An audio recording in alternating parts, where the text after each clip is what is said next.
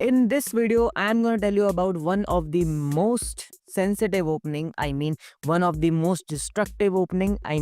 Opening which seems like a quiet opening. It seems like a quiet wind, but soon it turns into a destructible tornado that will destroy your opponent. And that's enough for the introduction. We are gonna learn about the bishop's opening. We start with the e4, e5. Then we have bishop c4, the bishop's opening. Now, why I said bishop's opening is very flexible, because it doesn't matter what your opponent is gonna play. You can simply transform your bishop's opening into multiple other openings. Like the most played move in this situation is knight f6. The moment knight f6, you can simply play f4, the Vienna gambit.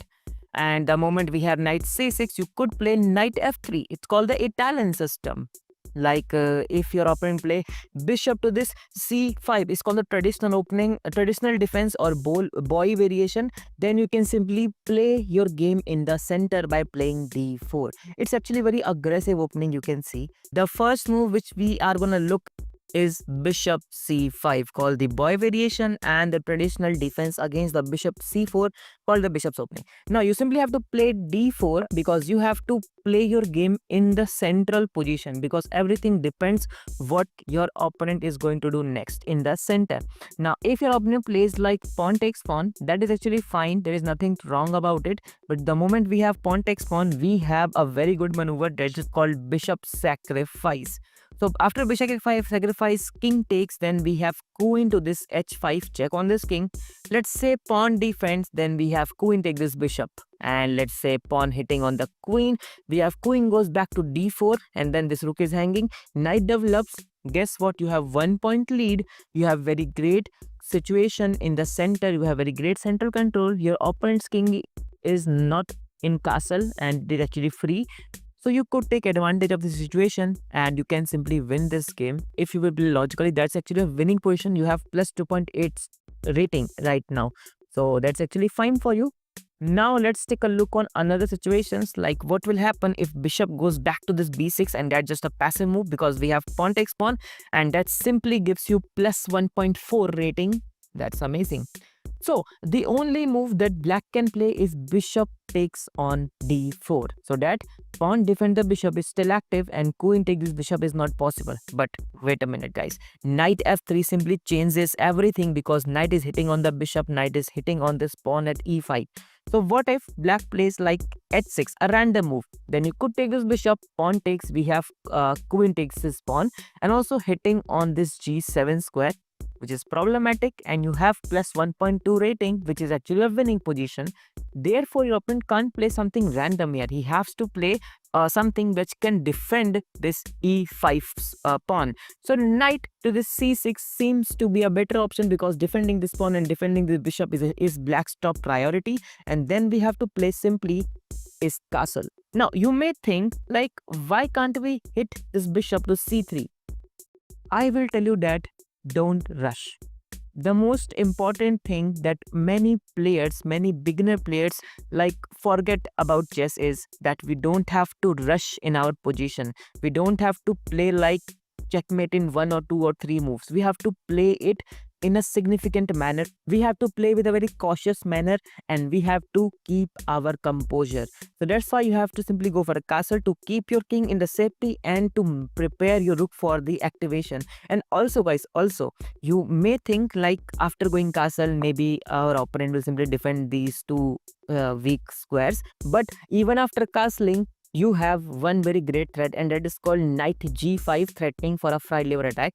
Therefore, your opponent have to do something very important, like knight f6 is a very good move, because after a knight g5, your opponent could simply go for a castle and he is fine. That's why even after castle, your opponent has to play knight f6 and you can unleash your attack. Now the moment we have knight f6, you simply have to play knight take this bishop, because at one point you have to play f4, and if your opponent has a dark square bishop, that will simply make your way harder to win victory. Therefore, that is a very good move, taking out this bishop and also opening up queen's diagonal. Now, if your opponent plays pawn take this knight, and that's a mistake because then we have e5 hitting on this knight. So if knight take this pawn, then we have rook e1, one of the very great advantage of castling early, because now this knight is just pinned. So now we have pawn to d6 holding on this knight. We have pawn to this f4, and that's actually pretty amazing. This knight is just lost.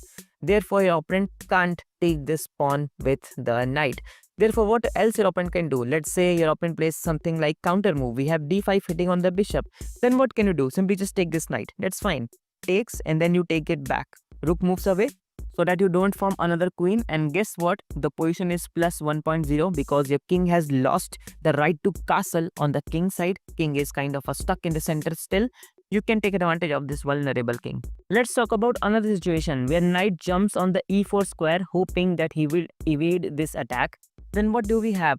Instead of playing rook e1, that seems like a good move, but we have d5 defending this knight and that's problematic. Therefore, what you have to play, queen g4 hitting on this knight and also simultaneously hitting on the g7 square. Since black doesn't have a dark square bishop, this g7 is hanging and that's a structural deformation. Therefore, your opponent may think to get rid of the situation by playing very great move. It's actually d5 hitting on the bishop and also simultaneously hitting on this queen. So maybe black thinks like you have to play something like queen going back to this e2 and he will win your bishop. But that's not the case because we have queen take this pawn hitting on this rook. So even if it takes, we are going to take this rook back and that's perfectly fine for us. So black has to defend his rook. Rook moves away and then we have bishop to this h6.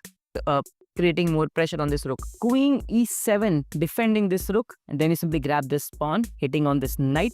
You have a very great winning advantage here, plus 3.9 rating that says that you are literally gonna win this game if you play logically from this point of time, and that's very amazing. So because of all these complications, black shouldn't play pawn take this knight.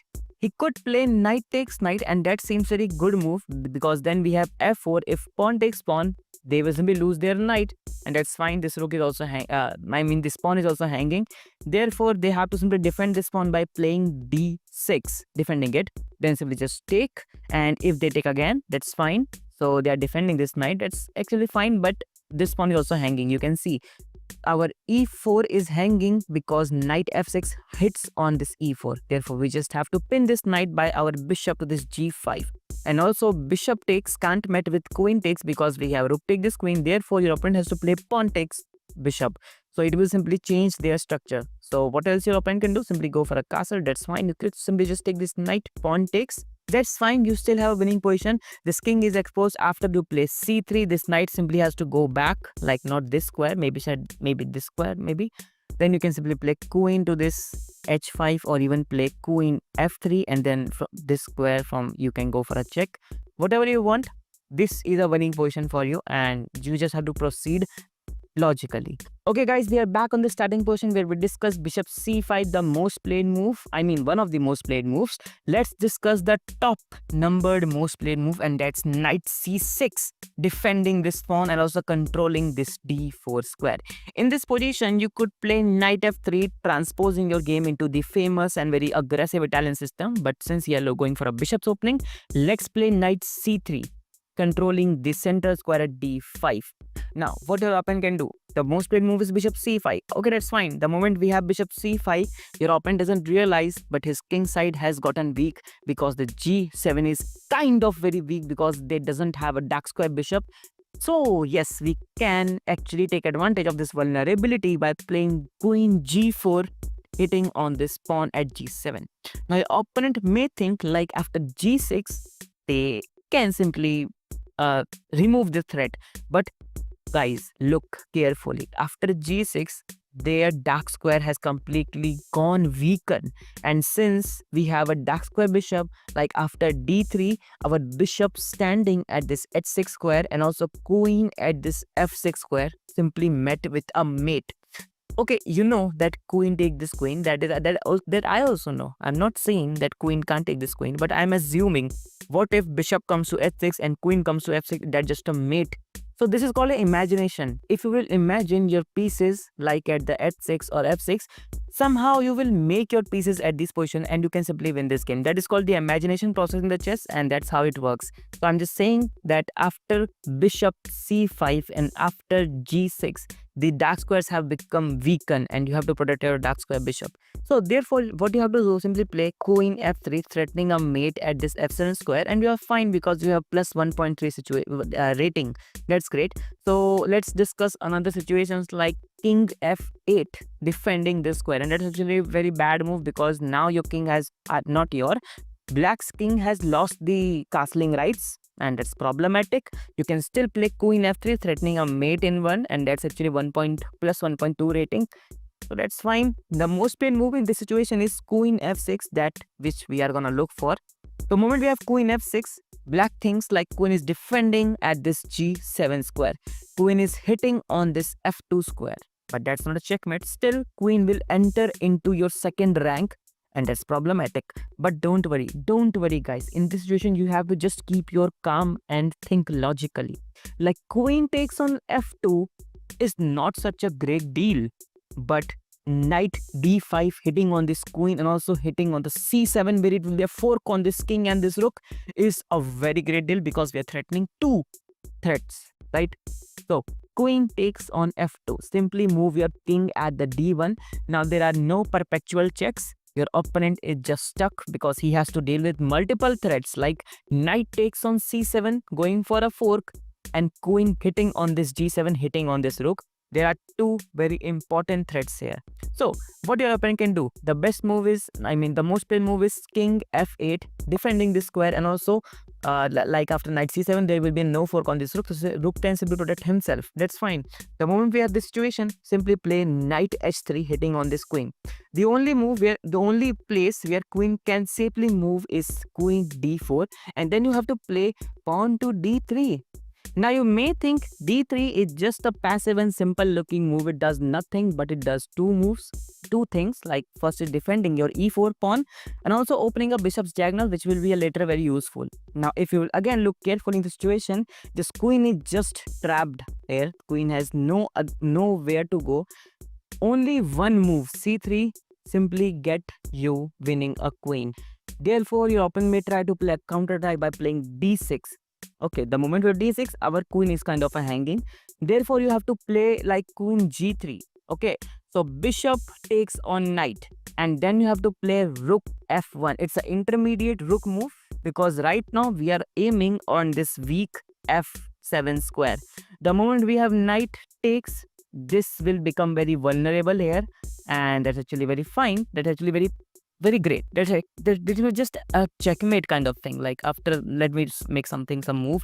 Like let's say let's say rook comes at this b8 square, then you have just take. Let's say your opponent does nothing. He played like this. That's just a checkmate in one move. You can see it's just a checkmate because knight is controlling these two squares, rook is controlling this square, protected by the bishop, and that's called the intermediate rook move, and this is called the coordination of pieces. Therefore, black has to be very careful. He has to play bishop e6, and the moment you have bishop e6, simply play a very great move, a c3, hitting on this queen, and the queen is just trapped. You can win this game in no time because the queen is just trapped. That's actually very amazing. Therefore, yes, you can win this game situation. Let's say if your opponent plays something else, like he knows his queen is just getting trapped, so he tries to make an escape route by playing bishop going back to b6. The queen comes at this c5 square to escape herself. We have rook f1 aiming to go at this square so that knight moves away, threatening attack on the rook. And at the same time, we have rook's attack on the bishop's attack, like we saw earlier. Okay, that's fine. So we have d6, opening up bishop's diagonal, hitting on the queen. Queen moves away at the f3, defending this pawn, also threatening a mate in one. Then we have f6 to not get mated in one. Then we have pawn to this c3, hitting on the queen, like queen on this way. Queen moves away, we have pawn to this b4, hitting on this queen. So knight takes, pawn takes, and that's the defense. So queen has to move away. From this point of time, I can teach you nothing. It's just a pure middle game based on your instincts, based on your principles, based on your chess regulations, chess tactics, and based on your understandings about the positionals. Okay, so if you don't know how to proceed from this situation, if you don't know how to proceed in the middle game, if you don't know how to find good tactics, if you are not aware about the principles of chess, then do let me know in the comments. I will surely and gladly make videos on these topics. So for today, we will end up this session, and thank you for watching, guys. I hope you have liked this video. Thank you for watching.